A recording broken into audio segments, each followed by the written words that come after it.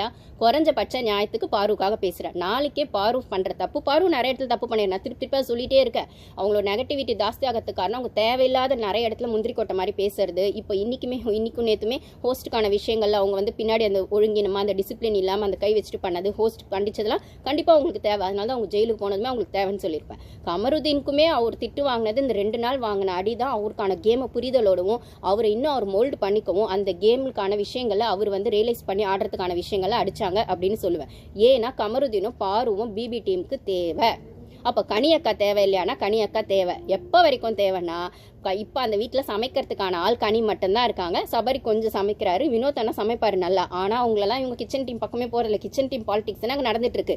கனி, கேமி, சபரி, பிரவீன் அப்படின்ற இடத்துல அந்த குரூப்பை விட்டு, அந்த குரூப்பிசம் குரூப்பை விட்டு அதை விட்டு வெளியில் வந்து சமைக்கிறதுக்கு இப்போ ஃபார் எக்ஸாம்பிள் போடுறேன்னு வச்சுக்கோங்களேன். இப்போ பார்வே கிச்சன் டீமுக்கு போகிறாங்கன்னு வச்சுக்கோ, பாருக்கு சமைக்க தெரியாது. பாருக்கு சப்போர்ட் இவங்கெல்லாம் சொல்கிறாங்க சப்போர்ட் பண்ண அதை அப்படியே வச்சுக்கலாம். கமருதீன் போனால் வச்சுக்கோங்களேன், அவருக்கு சமைக்க தெரியாது. அப்போ வினோத்துக்கு சமைக்க தெரியுமானா வினோத்துக்கு சமைக்க தெரியும். ஆனால் அவர் சூப்பர் டீலக்ஸில் இருக்காரு. அவர் இந்த சைடு வரணும்னா கூட அவர் இந்த சைடே வரவிடாமல் அந்த சூப்பர் டீலக்ஸ்லேயே வச்சு இந்த பக்கம் இவங்க ஆட்சி செய்யணும்னே பார்த்துட்டு இருக்காங்க. இதில் வந்து சமைக்கிறது மட்டும் தான் பிக் பாஸ் வீட்டுக்கு வந்தால் பிரச்சனையான்னு கேட்டால், சமைக்கிறது ஒரு பிரச்சனைனா அதுக்கு மேலே கேப்டன்சி கிடைக்கும்ன்றது பிக் பாஸ் வீட்டில் இருக்கிற டீல். அப்போ சூப்பர் டீலக்ஸ் வீட்டில் இருக்கவங்களுக்கு கேப்டன்சி பவரும் கிடையாது, கிச்சன் டிபார்ட்மெண்ட்டை எடுத்து ஆட்சி செய்கிற பவரும் கிடையாது. அவங்க சூப்பர் டீலக்ஸ் வீட்டில் இருக்கிற பவர் எடுத்து விளையாடும் போது ஆப்வியஸாக அவங்களோட நெகட்டிவ் தான் வரும். ஒன்று என்ன சொல்கிறதா, எஃப்ஜே சொல்லிட்டே இருக்காரு, சாப்பிட்டு தூங்குறீங்கன்னு வியானா எடுத்து வச்சாங்க இல்லையா. அப்போது இதே விஷயங்கள் தான் அந்த சைடு போன சபரிக்கும் நடந்ததுன்னா, எஃப்ஜே வந்து இந்த வாரம் கொடுத்த ஃபுட்டெல்லாம் சாப்பிடவே இல்லையா. சிக்கன் 65 கொடுத்தாங்க, அதுக்கப்புறம் இது கொடுத்தாங்க, என்னென்னமோ கொடுத்தாங்க. ஏன்னா அவங்களுக்கு தானே அந்த சூப்பர் டீலக்ஸ் ஃபுட் எக்ஸ்ட்ரா வருது. அப்போ எஃப்ஜே அதெல்லாம் நான் சாப்பிட மாட்டேன் ரோஷத்தோட. நான் பிக் பாஸ் வீட்டில் இருந்த மாதிரியே வந்து எனக்கு காமன் ஃபுட் என்ன இருக்கோ அதை மட்டும் நான் சாப்பிட்டுக்கிறேன், லக்ஸுரி ஃபுட் நான் சாப்பிட்றதுலன்னு அந்த நல்லவன் அந்த நியாயமானவன் என்ன அப்படியா இருந்தா, இல்லை நீ அந்த சைட் போனால் நல்லா கொட்டிக்கிட்டு தானே இருப்ப, அப்புறம் அந்த பொண்ணை மட்டும் ஏன் சொன்ன அப்படின்னும் போது, பாருவையும் ஏன் சொன்னேன் அப்படின்னும் போது, அப்போ அதெல்லாம் ஏன் கனியக்கா கேட்கல அப்படின்றத வியானா ஸ்ட்ராங்காக எடுத்து வச்சாங்கல்ல. நான் சொன்னல, வியானா கன்னிங் கிடையாது, கிளவர். ஆனால் அந்த கேமை எக்ஸிக்யூட் பண்ணுறாங்க. கேமோட புரிதல் நல்லா இருக்குது. எக்ஸிக்யூட் பண்ணுறாங்களான்னு கேட்டால் தேவையான இடத்துல எக்ஸிக்யூட் பண்ணுறாங்க. இப்போ தனக்கு தேவையான இடத்துல எக்ஸிக்யூட் பண்ணுறாங்க.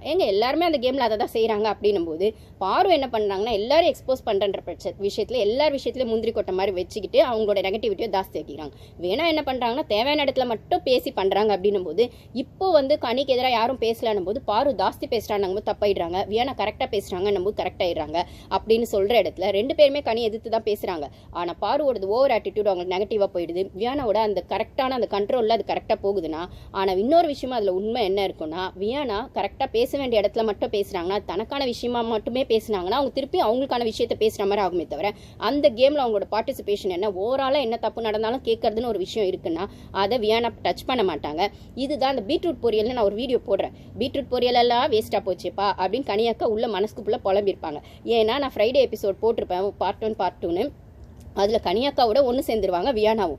ஏன் ஒன்று சேர்ந்தாங்க அப்படின்னா, கேப்டன்சி டாஸ்க் வந்து வீக்கெண்டில் கேட்டாங்கன்னா வியானாவும் சுபிக்ஷாவும் தனக்கு எதிராக எதுவும் சொல்லிடக்கூடாது, விக்ரமும் தனக்கு எதிராக எதிர்க்க எதுக்கும் சொல்லிடக்கூடாதுன்றதுனால அவங்க வந்து வியானா கிட்ட ஒரு நாள் கொஞ்சம் க்ளோஸாக இருக்க மாதிரி சொல்லுவாங்க. இது சுபிக்ஷா கிட்ட வியானா சொல்லுவாங்க. இப்போ 2 நாள் வந்து வியானா கனியாக்கா நல்லா தான் இருக்காங்கன்னா, ஏன்னா கேப்டன்சி டாஸ்க் பற்றி வீக்கெண்டில் கேட்பாங்களேம்மா, நீங்கள் எதிர்க்க எதுவும் சொல்லக்கூடாது அப்படின்னு சொல்லிட்டு, இப்போ பீட்ரூட் பொரியல் நான் செய்யட்டுமாக்கானா செய்டா அப்படி இப்படின்னு சொல்லிட்டு எல்லாம் சொல்லுவாங்க. துஷாரா கண்ணா கனியாக்கா சொல்லிட்டு இருந்தாங்க. ஏன்னா எல்லா கேப்டன்சி டாஸ்க் நல்லா பண்ணணும்னு சொல்றதுக்காக தான். ஆனால் அவங்க பீட்ரூட் பொரியல் எல்லாம் வேஸ்ட்டாக போச்சேம்மா, அந்த பொண்ணு எப்படி இருந்தாலும் உண்மையை போட்டு உடச்சிச்சேம்மா அப்படின்னா, அந்த பொண்ணு நியாயமாக ஃபேவரட்டிசம் அவங்க பண்ணாங்க அப்படின்னு பொதுவில் சொல்லிச்சா அப்படின்னு கேட்டால், அந்த பொண்ணுக்கு நடந்த விஷயங்களை எடுத்து வச்சு சொன்னதுனால அந்த பொண்ணு கரெக்டாக சொல்லிச்சு. நான் இதே பாருக்கு மட்டுமே முழுசாக நடந்தது அந்த பொண்ணு தலையிட்டு இருக்காது, சுபிக்ஷாவும் தலையிட்டு இருக்காது. சுபிக்ஷா சரியான விஷயம். வியானாவோட கேம் ஸ்பாயில் ஆக போகுதுன்னா அது சுபிக்ஷாவால் தான் ஆக போகுது. விக்ரம் நல்ல பிளேயர்னா அவரோட கேம் பிளே கன்னிங்காவோ குள்ளநரியாவோ இல்லைனா நியூட்ரலாக இல்லாததாக போக போகுதுன்னா, அவரோட காமெடியுமே டாக்ஸிக்காக ஒரு சில இடத்துல போக போகுது. பாரு அட்டாக் பண்ணும்போது மட்டும் அவரோட காமெடி வந்து டாக்ஸிக்காக போகுது, மற்றவங்களுக்கு விஷயத்தில் அது வெறுமனே டாஸ்காக போகுது அப்படின்னா, அப்படி ஒரு கன்னிங் பிளேயராக விக்ரம் ப்ரொஜெக்ட் ஆக போறாருன்னா அதுவுமே சுபிக்ஷாவோட ஃப்ரெண்ட்ஷிப்னால தானா. வியானா விக்ரம் 2 பேரோட கேமே சுபிக்ஷாவால் ஸ்பாயில் ஆக போகுது. இவங்க 2 பேரையும் டவுனில் வச்சுட்டு சுபிக்ஷா ஹைலைட் ஆக போகிறாங்க அப்படின்னா அதுதான் ரம்யாக்கும் நடந்துச்சு. ஸோ ரம்யா சுபிக்ஷான்றது உள்ள கோல்டு வார் பெருசாக போகுது. ஃப்ரைடேல நிறைய ரம்யா வந்து சுபிக்ஷா பற்றி பேசினாங்க. நான் ஒரு தனி வீடியோ போடுறேன். அது யாருக்கிட்ட பேசினாங்க, விக்ரம் கிட்ட பேசினாங்க ரம்யா சுபிக்ஷாவை பற்றி.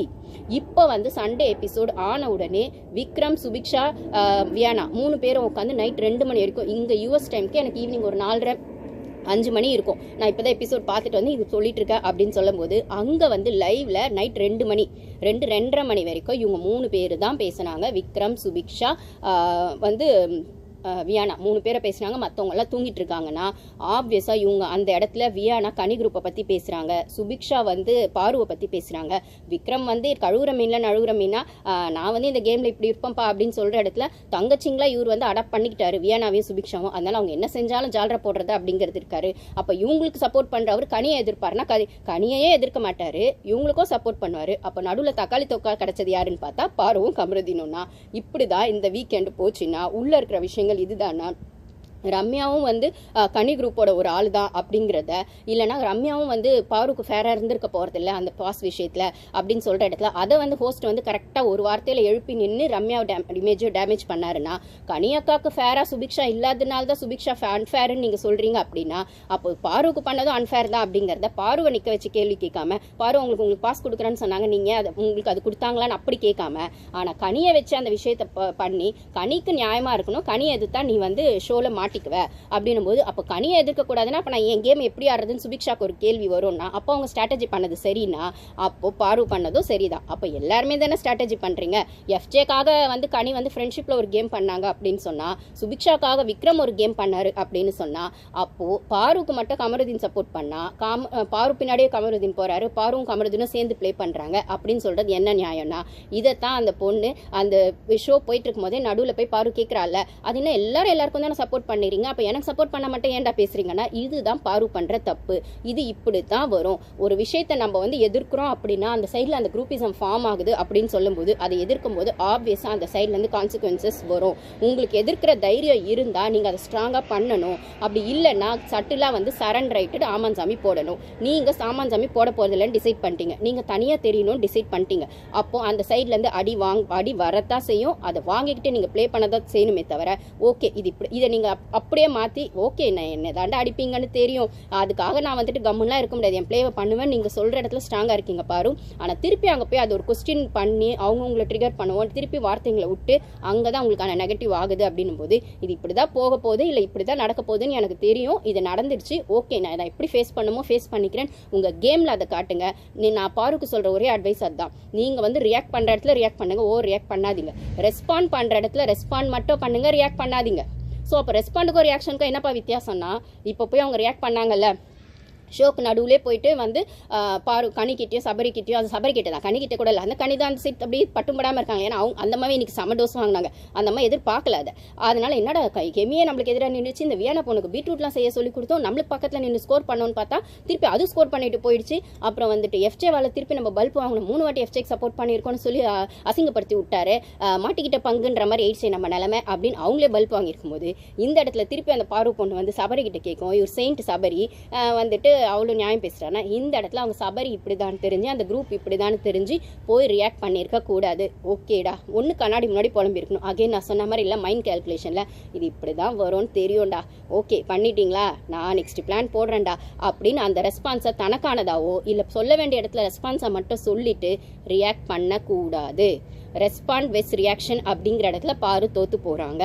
அந்த ரியாக்ஷனை கொஞ்சம் கம்மி பண்ணுங்க பாரு, அதுதான் உங்களுக்கு நெகட்டிவாக மாறும். அந்த ரியாக்ஷன் வேணாம். ரியாக்ட் பண்ண வேண்டிய இடத்துல ரியாக்ட் பண்ணுங்க, ரெஸ்பாண்ட் பண்ண வேண்டிய இடத்துல ரெஸ்பாண்ட் மட்டும் பண்ணுங்க. நீங்கள் ரெஸ்பாண்ட் பண்ணாமல் ரியாக்ட் பண்ணால் அது ரியாக்ஷனாக மாறிடும், அதுதான் நெகட்டிவாக மாறுது. இதுதான் ஏன் சேனல் சார்பா இல்லை பாரு ஃபேன்ஸ்க்கு நான் சொல்கிற விஷயங்கள்னா, ஸோ அந்த ரியாக்ஷனை பாரு குறைக்கணும், ரியாக்ஷனை குறைக்கிற இடத்துல ரெஸ்பாண்ட் மட்டும் பண்ணணும் அப்படின்னு சொல்கிற இடத்துல அவங்களோட கேம் ஷைன் ஆகும். அவங்களோட நெகட்டிவிட்டி கம்மி ஆகிறதுக்கு இல்லை அவங்க அந்த கேமை இன்னும் கொஞ்சம் அனலைஸ் பண்ணி ஆடுறதுக்கு இந்த வீக்கெண்டில் சாட்டர்டேவும் சரி சண்டேவும் சரி ஹோஸ்ட்டுக்கான விஷயங்கள்ல இருந்து அவங்களுக்கான டிப்ஸ் எடுத்துக்கணும். கமருதீனுக்கும் ஆப்வியஸாக இதுதான். நான் வந்து பார்ட்டாக ஒரு சில விஷயங்கள் அந்த ஜூஸ் குடித்த விஷயங்கள், அப்புறம் யார் தைரியசாலின்னு சொன்னது, அந்த ஷேடோன்னு சொன்னது, இதெல்லாம் நான் தனித்தனியாக வீடியோஸாக போடுறேன். இப்போதைக்கு இந்த வீடியோஸ் மட்டும் அப்டேட் பண்ணுறேன். தேங்க்யூ.